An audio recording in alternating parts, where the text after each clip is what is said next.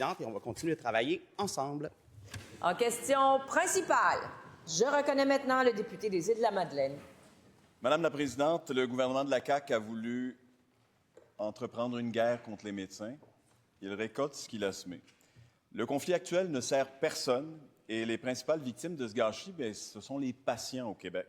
Durant le bâillon, le Parti québécois a été le seul à déposer des amendements pour corriger quelques-unes des aberrations du projet de loi. Il y en a sans doute plusieurs autres.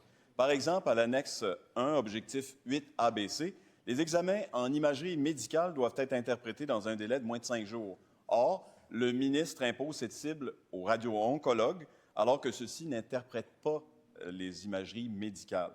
Ça ne fait pas partie de leur tâche. Ce n'est pas dans leur rôle.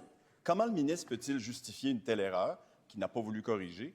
Et plus largement, est-ce que le ministre reconnaît que son projet de loi a été bâclé, qu'il comporte plusieurs erreurs, et peut-il s'engager, dans un geste de bonne foi, à en corriger les aberrations comme celle-là? La réponse du ministre de la Santé. Merci beaucoup.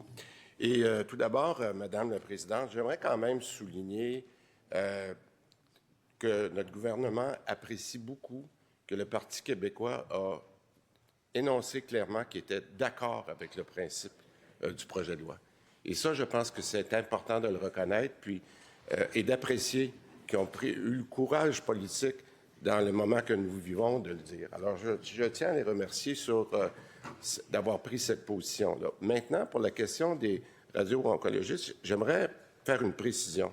Il y a en ce moment un code de facturation qui leur permet de facturer. Donc, il n'y a pas d'erreur technique. L'enjeu est beaucoup plus de savoir quelle est la portion de ceux qui sont faits par les radiologues et par les radio-oncologistes. Donc, j'aimerais rassurer le député que si la proportion est importante, on va corriger, mais pour s'assurer qu'on a les deux spécialités qui sont applicables. Alors, je pense que c'est quand même assez technique, mais on a la possibilité de faire cette correction-là.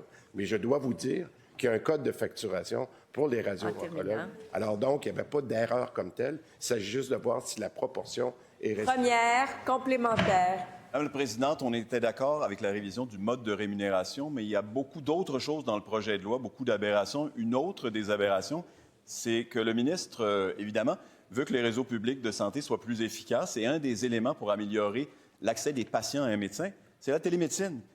Qu'est-ce qui fait le projet de loi? Il va réduire les tarifs de télémédecine pour les médecins. Conséquence, on décourage les médecins à en faire. Comment le ministre peut-il justifier sa décision? La réponse du ministre. Écoutez, je veux juste encore saluer l'effort du Parti québécois de corriger des choses, mais il y a une chose qui est claire, c'est que l'intention n'est pas du tout d'enlever la télémédecine, encore moins de réduire son utilisation. Alors, j'aimerais être clair. Lorsqu'on a fait la question des tarifications, il a fallu s'assurer que la tarification tenait compte du prélèvement du 15 %. Alors, en ce moment, tous les tarifs ont été ajustés pour le supplément qui sera payé dans la réalisation des objectifs. Alors, il faut faire attention. Et toutes ces questions-là, nous avons préparé ce qu'on appelle un question-réponse, qui est fréquent dans ce genre de choses-là. Il a été le lien avec le site Web a été... Deuxième complémentaire. Et pour ce faire, je reconnais le député de Jean Talon. Oui, on a aussi répété qu'il s'agissait d'un bâillon injustifié sur un projet de loi bâclé, bulldozé. Et un des exemples, c'est les sanctions pénales et les articles qui vont imposer des pénalités. Il y a des journalistes qui se demandent s'ils encouragent ou s'ils comprennent les médecins d'avoir des moyens de pression, pourraient subir des amendes. Même chose pour 3 médecins qui prennent leur retraite de manière non reliée dans les prochaines semaines pour être poursuivis. Est-ce que le ministre de la Justice reconnaît ces erreurs-là? Est-ce qu'il s'engage à les corriger ou à... La réponse du ministre de la Santé. Je suis vraiment content d'avoir cette question-là ce matin parce que ça me permet, Madame la Présidente, de préciser plusieurs choses. Premièrement, les clauses dont le député de Jean Talon fait référence ici ont été prises à même plus de 60 lois spéciales qui ont été faites au Québec au cours des dernières années. Il n'y a jamais personne, je pourrais vous citer les numéros d'articles exactement dans les lois spéciales qui ont été faites par le Parti libéral, dans les lois spéciales qui ont été faites par le PQ et qui demandaient exactement la même chose. Exactement la même chose. On n'a pas inventé ça, là. Il est de pratique courante pour prévenir les arrêts de service dans les lois qui ont été faites.